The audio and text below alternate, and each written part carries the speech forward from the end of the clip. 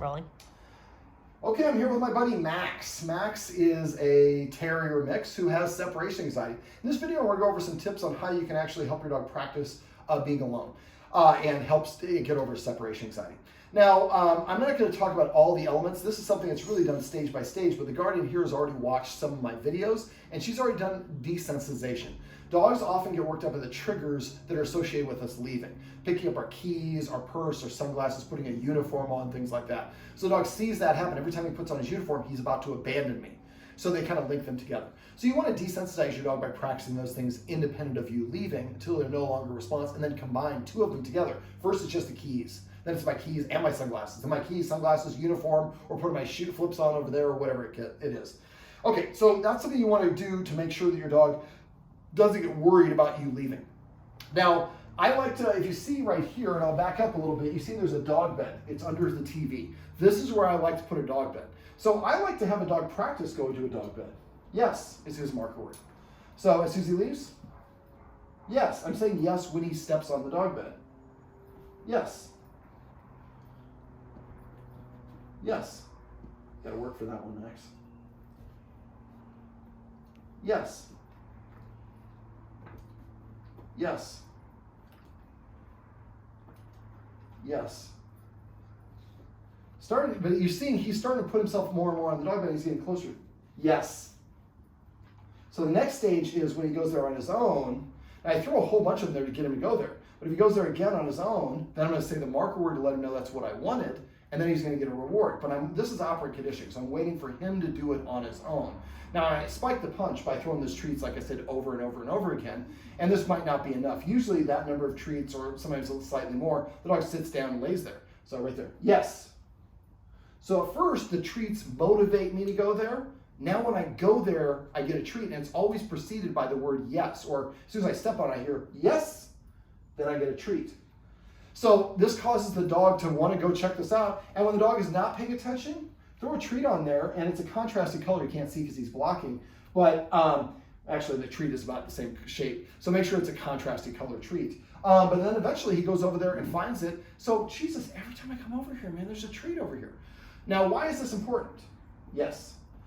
You don't have to show the room, but about 3 feet behind the camera is where the couch is. And so this is helping Max practice being slightly apart from his human.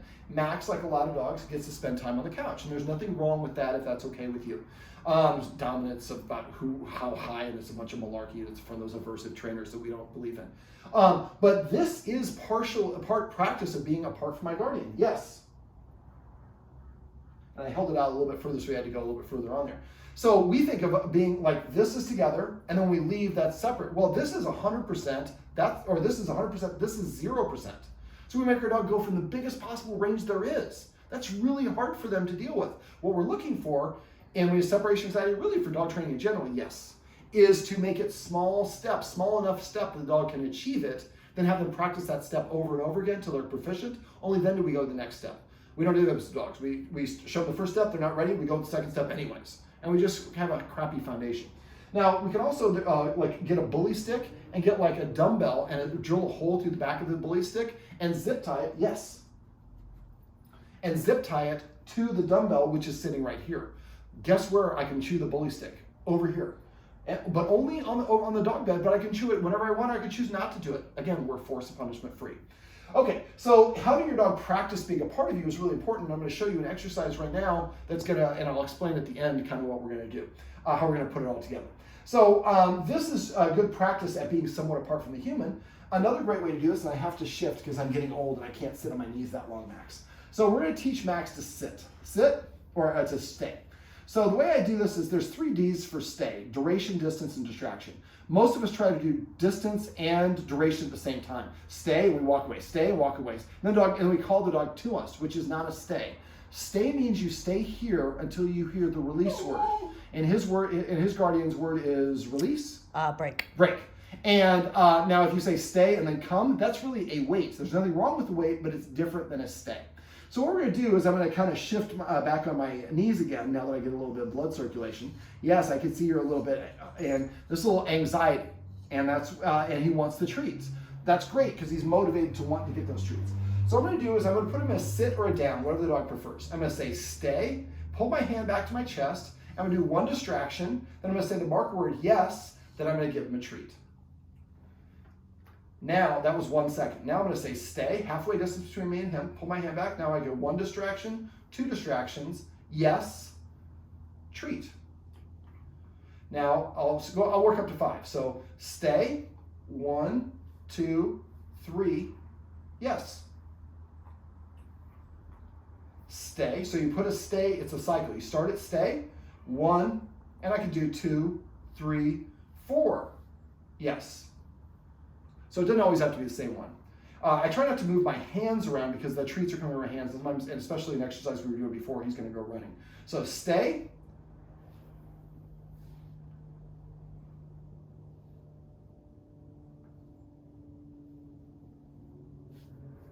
And I can pull up my phone and look at it. Yes. Now when you get done with all your practices, you wanna release the dog, and his word is break. So I'm gonna say break. And that cues him to get up. So I did 5 or 6 there, whatever it was. You want to, really for dog training, you want to keep it less than 3 minutes. Now eventually you're going to get up for this exercise longer and longer than that. But at first you want to keep it short. Now if you saw in that last one, when I get to 5, I was breaking eye contact, which is an important part of it. I'm also counting in my head, so I know exactly. So if I went from up to 4, and when I went to 5, he got up and walked away, that's called an auto release. We don't want that. So I would reset and put it back here, wouldn't reward him.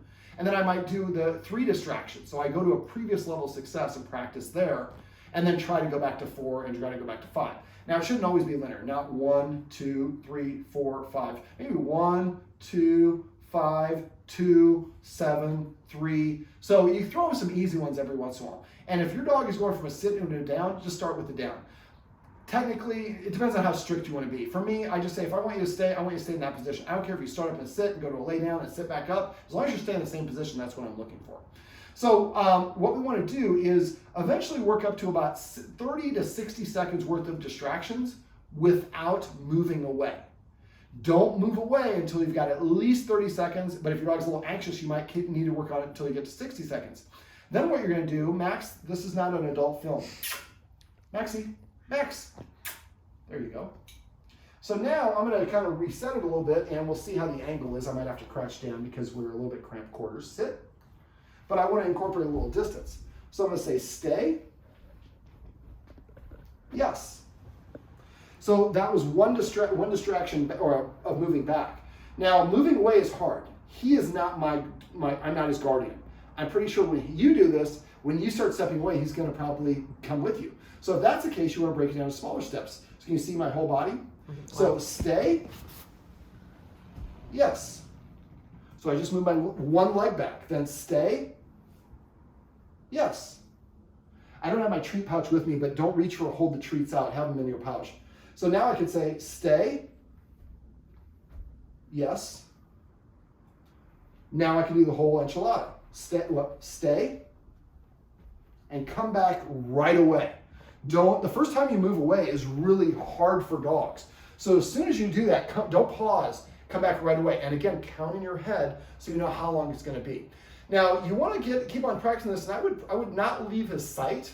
Every dog is unique and different. So I'm going to put you generalizations, but based on him. Also, has he been exercised? If he's a high energy dog, he's 11, so he doesn't need the exercise. Higher energy dogs, younger dogs might need some exercise first, then 10 minutes of rest, and then practicing this. But let's say there are kids outside screaming, not a good time to practice. So pick and choose your battles. So eventually when you get to the point when you're actually moving out of his eyesight, you say stay. And at first when I'm walking, I'm going to get up again. So I stay and I'm walking like this. I'm not turning my back. But eventually I'm going to say stay. Yes. So I'm going to turn my back like I am actually going to walk. And then eventually 2 steps, 3 steps, 4 steps. You want to get to the point where you're about 10 steps away where he stays consistently without an auto release before you leave the site. Now I'm going to go ahead and we'll see if I should be able to do this because he's, we'll see, we haven't practiced very much, but he's not bonded to me. So I'd say stay. Then I'm going to go ahead and walk away and you can follow up. So, yep. So if that's the case, I'm going to sit. Yes. I'm just going to pet. I'm not going to reward because that was a failure. But I want to give him a little bit of reward, just not the reward he wants. Stay. and film me. Oh. So you saw as soon as I went out of sight, that's when he started coming towards me. So what we want to do, I can just describe it without pantomiming. When you step out of sight for a half a second and then come immediately back and give that treat. And if that's too much, and you can see there's a security camera here, which is really helpful if you have separation anxiety. So you can watch your dog on your phone as you're walking away and see what he's doing when your back is to the dog or when you're in the other room. So if, just like I did with the quarter step back and then the shoulder back, so if you going out of the room is too much for him, maybe you walk to the wall and then just put your torso behind the wall and then come back. Then you do your bottom torso behind the wall and then all the way and then you come back right away. Eventually you want to get to the point where you can wait out there with 1 second, then come back. I know I didn't release you though, so I can't give you a reward. That was on me, I should have released you. Because don't talk and have a phone call, release your dog first, then do what you're gonna do. Otherwise he practices auto release, which we don't want. We want 100% successful practice. The quality of stay practice is much more important than the time.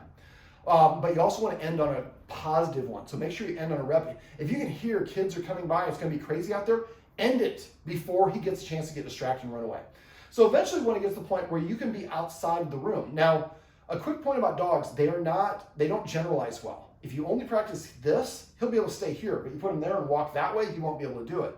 So practice having him stay here, there, over there, in the kitchen, the bedroom, the other bedroom, the tennis courts.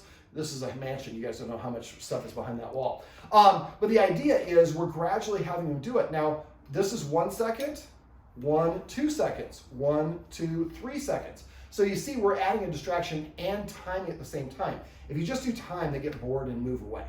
Now, when you leave, again, the first couple times when you leave is the hardest. But after a while, you're starting to stay out longer and longer. The reason I teach this is, are we going to ever put a dog in a stay and leave the house? Never. That would be horrible. That would eventually be an auto release. Well, what I do want to do is have the dog practice being alone while being calm. And again, the quality is more important than the quantity. So I put him in the bedroom and say, stay, and come out here and eventually watch an episode of Friends or a movie or edit a video, well, not produce a video, or whatever it is. And the dog is staying out there longer and longer periods of time. And again, same way with one distraction, sometimes 2, 3, 4, and then 2. Sometimes you leave for just 1 second. Then you come back at it for longer and longer. But eventually you want to get to the point where, and if he's breathing heavy, he's drooling, he's whining, we're pushing too fast. So back up to a previous level of success, practice that one a couple times over and over, and then make sure you always end on a successful one, buddy. Yes, I don't care. But we want to, the last memory they have is of something as a positive version of it. And eventually what we're doing is we're having our practice being alone in an easier capacity, because I know my human's here. She hasn't gone out the door. I can smell her, I can hear her, but I'm being calm and I'm practicing being apart from her alone. Now, your guardian could also get you another dog, and in his case, I think that probably will take care of his situation, but this is how I would do this particular stage of it. Now, the last stage of this, or one of the last stages, is what I call a departure ritual. Now, in order to do this, I'm going to do something a little bit different. So what we're going to do is I'm going to go ahead and I'm going to trade over from the treats. Oh, and a quick little tip. When you come home or leave, make no big deal about it for your dog. If you make a big deal out of it, then you get them all worked up. And if you come home and you get a really big deal out of it, then they're excited for you to get home, and the excitement is when mistakes happen. This is a bully stick, and like I said, you can drill a hole through this side of it, put a zip tie in it, and zip it to a dumbbell that's sitting right there. The only place you can chew it is right there. So you can do it with other things as well, just as the easiest one to chew on. So what I'm going to do is I'm just going to let him have this one. Well, let's have you sit. There you go. Yes. And wherever he's probably going to sit at your feet, wherever he is, what we're going to do is we're going to let him get into chewing that first. We'd like him to LAY, but I'm not going to tell him to do that. We're going to let him do that on his own accord. And doing it here might not be a bad idea with the zip tie one as well. Well, I know that's a bigger one. You're supposed to be into that. I'm not going to give you any more treats, buddy. So he might not do it, so if that's the case, we'll just kind of, there we go. All right, so what we're going to do is I'm going to give him a minute to get his good chewing in. He's just getting started. It's not wet. He hasn't really sunk his teeth into it. So once he's kind of gotten into it, what we're going to do is we're going to switch the camera, and I'm going to have the guardian. And what she's going to do is her flips are right there. She's going to put her flips on. She's going to walk out the door, close the outside door, and then she's going to open them and come right back in and sit back down. And we'll wait for him to settle. But again, she's not pausing. As soon as the door is closed, she's coming right back in. But when she leaves and comes back in, no big deal. What we'd like him to do is be really preoccupied with something that he really enjoys. And before he gets worked up and worried about her leaving, she comes back. So this is much ado about nothing.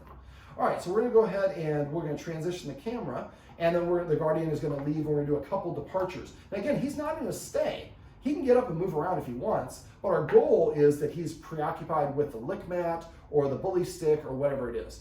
All right, so we're gonna have the camera, our camera person bring the camera over here, and then she's gonna go sit back on down the couch, so I'll give you the same perspective. There we go. All right, so he's pretty relaxed. I need to move, I'm gonna get on the dog bed, buddy. Okay, and the lighting is great. All right, so the guardian's gonna go ahead and depart, and just as soon as you get the doors closed, come back in. Now he got up, that's okay. Oh, that's a good thing. Now I'm here, so I'm making it a little bit, it's not as hard as, but you saw he went back for the bully stick. And that's why it's nice if you do this, is you have a camera that you can watch. So he's coming to me, get a treat, nope. And his guardian sat back down, went back right back to it. The goal is eventually he just continues chewing his bully stick. All right, so we're gonna go ahead and do this again. Just go ahead and same ritual.